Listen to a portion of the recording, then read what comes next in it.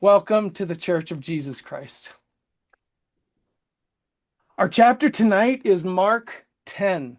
It's one chapter. As you experienced, it's 52 verses. As you experienced, it's a little better than 1,200 words. So this was a longer chapter than we've done in about 3 weeks. But I also think it moved very, very quickly from story to story to story to story. Uh, I believe if a documentary was ever made and entitled A Day in the Life of Jesus, this would be the chapter that they could use if they wanted to capture an example of what it was like to walk amongst and with the Son of God.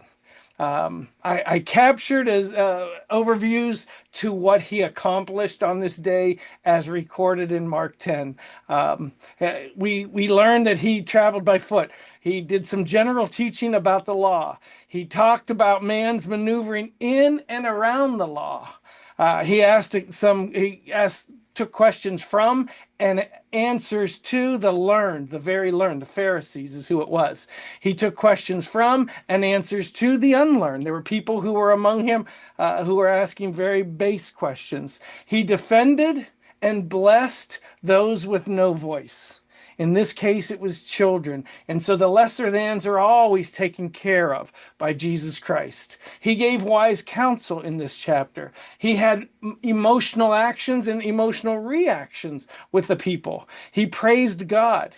He performed miraculous healings specifically in this chapter, a blind man.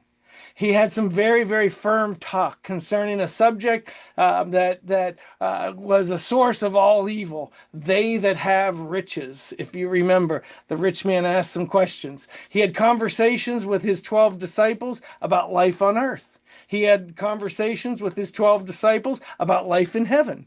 He prophesied about what was going to happen to him, and he even included his resurrection coming back in 3 days. He navigated around the jealousy amongst his 12 disciples, and he used that in open discussion and instruction to teach them about humility instead of jealousy, found only in serving one another. So this was a very least a full chapter. We might take from the chapter that he experienced very, very little wasted time. Now, we know we did not get 12 hours of dialogue and interaction, but in this chapter, if in fact it was a day in the life, I'm also using some freedom and some liberty to expand on this and call this a day in the life. But we find very little wasted time. For those of us who have entered senior years, the phenomenon that happens is you become a lot more aware of time and the value of time.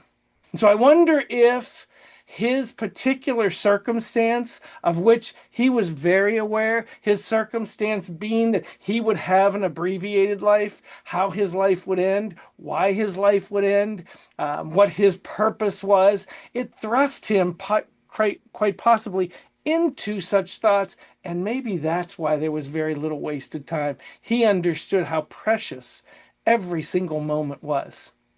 Um, I don't know if his 32 years were equal to our 72 years, but it certainly seemed like that. I believe without question he valued time and the preciousness of it.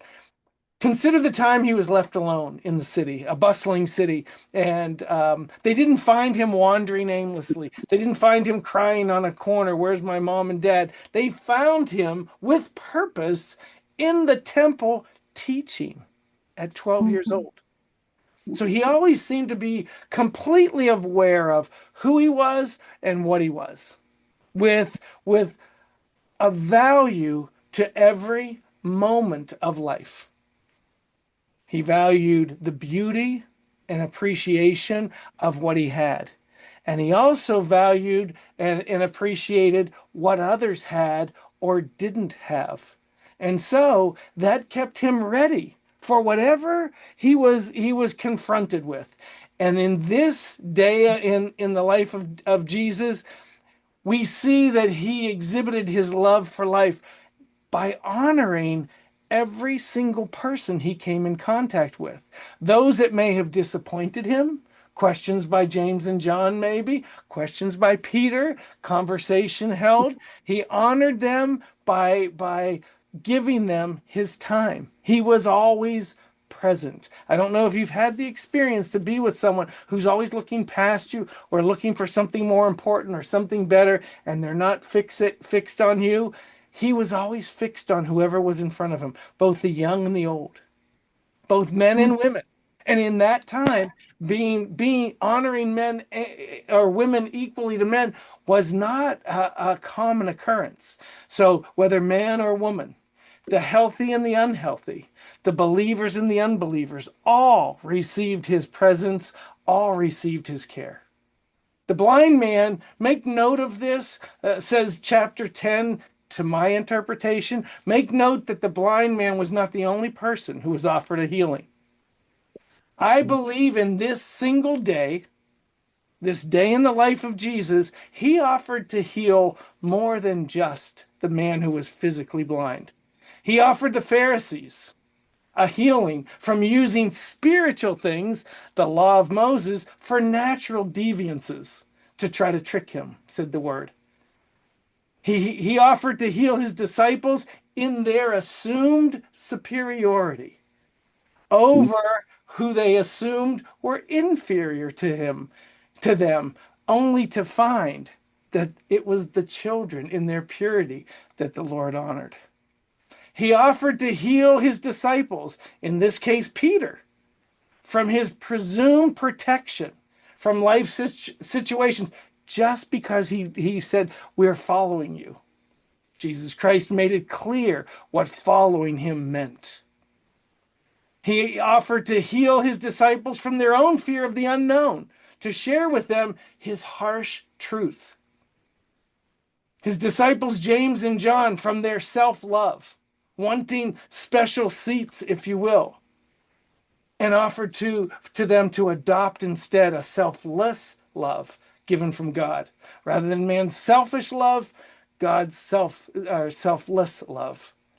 He offered to heal his disciples from jealousy and infighting, and offered them humility as a choice instead. In their ministry, he introduced to them the greatest of all, is servitude, ministering to one another. And of course, he offered the rich man to heal from his selfish deviancy again, if you will, through trying to do the acts of the law ingenuously and wanting to get full credit for that. He offered to heal that man as well, but instead that man left saddened. And we even read that even Christ was saddened that he wasn't able to heal that man of his selfishness and his love of money. What we learn in these 52 verses, what we learn in the life of the day in the life of Jesus Christ, is all stand in need of healing. Unfortunately, all don't understand their need to heal, so only the few will accept his offer. A day in the life of Jesus we find he is fully focused on outreach. In every case, given himself completely to the moment, a complete outreach to whomever it was. We have to understand that every day in the life of Jesus looked just like the other. While this is just one chapter, it is a capture of what it was like to walk with the Savior.